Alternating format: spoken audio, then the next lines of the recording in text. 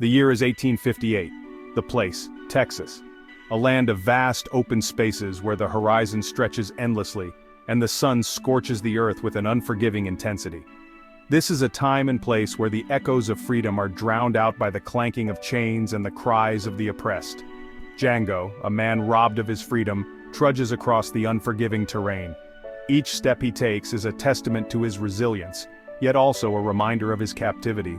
The barren landscape mirrors the desolation in his heart, a heart that once knew the warmth of love and the joy of freedom. He is shackled, his body weary, his spirit broken. The chains that bind him are not just physical, they are a symbol of the oppression that has stripped him of his dignity and humanity.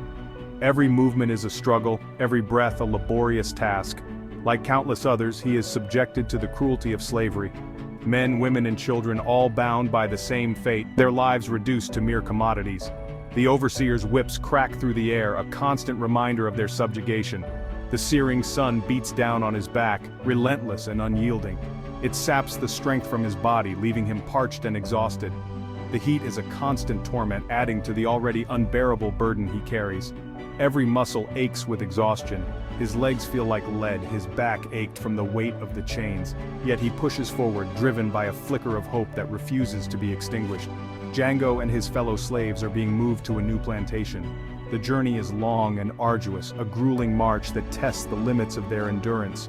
They are herded like animals, their destination unknown, their fate uncertain. They are treated like cattle, their humanity disregarded. The overseers see them not as people but as property, to be bought, sold, and exploited. Their cries for mercy fall on deaf ears, their suffering ignored. The chains bind not just their bodies but their hopes and dreams. Each link is a reminder of the freedom they have lost, the lives they once knew. The weight of the chains is a constant burden, a physical manifestation of their oppression. Django yearns for a life beyond this torment, a life where he can finally be free. He dreams of a world where he can walk without chains, where he can live without fear. These dreams are his refuge, a sanctuary from the harsh reality of his existence. The nights offer little respite. The cold seeps into his bones, the darkness a constant reminder of his plight. Sleep is a luxury he can rarely afford, his mind too restless, his body too weary.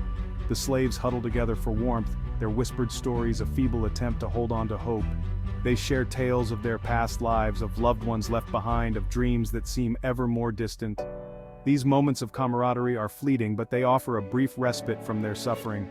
Django often stares up at the vast night sky, his mind drifting to his beloved wife, Broomhilda. The stars remind him of her eyes, the moon of her smile.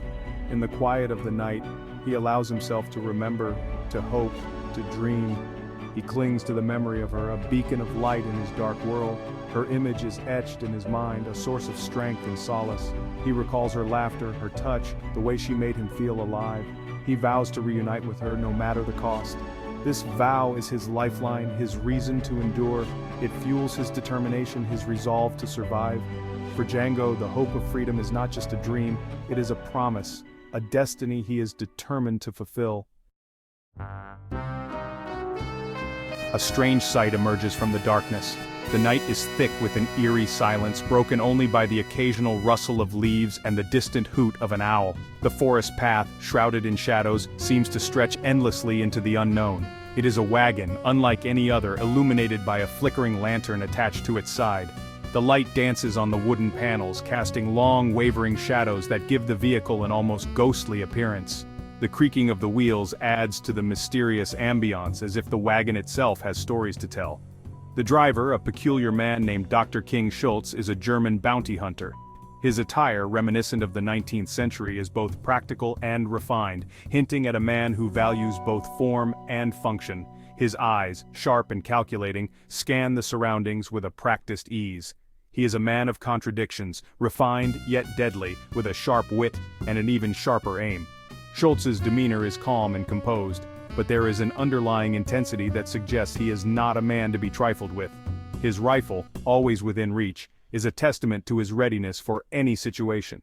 Schultz has an unusual proposition for the slave traders. His approach is direct, yet his words are carefully chosen, revealing a man who knows the power of language. The traders, accustomed to dealing with brutality, are taken aback by Schultz's unexpected civility. He is searching for the Brittle brothers, ruthless overseers he once encountered. Their faces, etched in his memory, are now plastered on wanted posters. These men, known for their cruelty, have left a trail of fear and suffering in their wake. Django, having worked for the Brittles, becomes a valuable asset to Schultz. His knowledge of their habits and hideouts is invaluable. Despite the chains that bind him, there is a fire in Django's eyes, a determination that refuses to be extinguished. A deal is struck, much to the slave trader's confusion. Django, however, is wary. The promise of freedom is a powerful lure, but he has learned to be cautious of such offers. The world he knows is one of betrayal and broken promises. Schultz offers Django something unexpected, a chance for freedom. The words hang in the air, heavy with possibility. For Django, the concept of freedom is both a dream and a distant memory, something he has longed for but never truly believed he could attain. If Django agrees to help him track down the Brittle brothers, Schultz promises to set him free. The plan is laid out with precision, each step carefully considered. Schultz's confidence is infectious, and for the first time Django feels a glimmer of hope. It seems too good to be true. Django's mind races with doubts and fears. He has been let down before, and the scars of those betrayals run deep. Yet, there is something about Schultz that makes him want to believe. Django, torn between skepticism and a glimmer of hope, makes a life-altering decision. He accepts Schultz's offer. In that moment, the path before him changes and a new journey begins. A journey that promises not just freedom, but a chance to reclaim his life and his dignity. Their journey begins with the pursuit of the Brittle brothers. Django witnesses Schultz's lethal skills firsthand.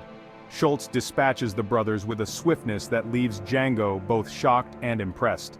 This is a man who lives by his own code. For Django, the experience is transformative. He is no longer a helpless captive, but an active participant in his own destiny. He takes his first tentative steps as a free man, learning to ride, shoot, and navigate the world with newfound agency. However, freedom is not without its challenges. Django and Schultz confront the ugliness of racism and the ingrained brutality of the South. They face down a mob of masked riders, the chilling premonition of the Ku Klux Klan, in a shootout that tests Django's courage and marks him as a target. Through trials and tribulations, a unique bond forms between Django and Schultz. Their journey is not just one of physical endurance but also of emotional and intellectual growth. As they traverse the rugged terrain, they face numerous challenges that test their resolve and fortitude. Schultz, recognizing Django's sharp mind and inherent sense of justice, takes him under his wing.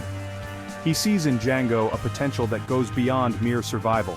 He sees a man who could make a significant impact in a world rife with injustice. He teaches him the ways of the bounty hunter, honing his skills and nurturing his thirst for vengeance. Schultz imparts not just the technical skills of marksmanship and tracking, but also the philosophical underpinnings of justice and retribution. Django proves to be a quick study, his marksmanship becoming as impressive as his riding. His natural abilities are complemented by Schultz's seasoned guidance, making him a formidable force in their quest for justice. He embraces his newfound freedom, but the thought of Broomhilda never leaves his mind. Every quiet moment, every pause in their journey, is filled with memories of her and the burning desire to reunite with his beloved. He shares his longing with Schultz, planting the seeds for a daring rescue mission. Around the campfire, under the vast expanse of the night sky, they discuss their plans, their hopes, and their fears. Schultz listens intently, understanding the depth of Django's love and the lengths he is willing to go to for her. Their partnership, though unconventional, is built on mutual respect and a shared goal. They come from different worlds, but their experiences and aspirations bind them together in a way that transcends their individual pasts. They travel from town to town, bringing outlaws to justice and accumulating a small fortune in bounty money. Each capture, each bounty collected, brings them closer to their ultimate goal. Their reputation grows, and so does their camaraderie. All the while, Django never loses sight of his ultimate objective, to reunite with his beloved Broomhilda. His determination is unwavering and his resolve is steely. Every step he takes, every outlaw he brings to justice, is a step closer to the day he will hold her in his arms again. The journey is long and fraught with danger, but with Schultz by his side, Django knows that nothing is impossible. Django reveals Broomhilda's past, how she was sold off to a cruel fate at a plantation called Candyland. Schultz, moved by Django's unwavering love, vows to help him rescue her. Their bounty hunting morphs into a dangerous rescue mission. They learn that Candyland is owned by Calvin Candy, a charming but ruthless plantation owner, known for his brutal treatment of slaves. Infiltrating Candyland becomes their primary objective, a task fraught with danger and uncertainty. Django and Schultz devise a plan to pose as wealthy businessmen interested in purchasing a fighter for their entertainment. Their charade must be flawless, for any misstep could have deadly consequences. The stakes have never been higher, but Django's determination to rescue Broomhilda fuels their every move.